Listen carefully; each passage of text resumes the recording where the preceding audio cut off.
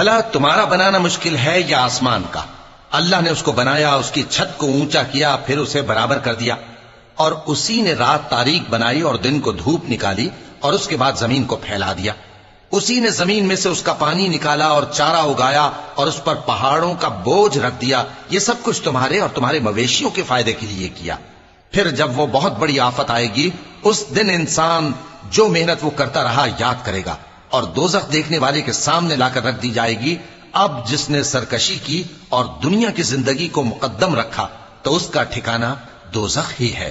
اور جو اپنے پروردگار کے سامنے کھڑے ہونے سے ڈرتا اور نفس کو بیجا خواہشوں سے روکتا رہا تو اس کا ٹھکانہ بہشت ہی ہے۔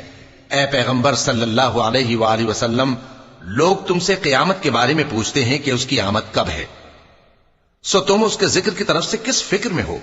اس کا منتہا یعنی واقع ہونے کا وقت تمہارے پروردگار ہی کو معلوم ہے۔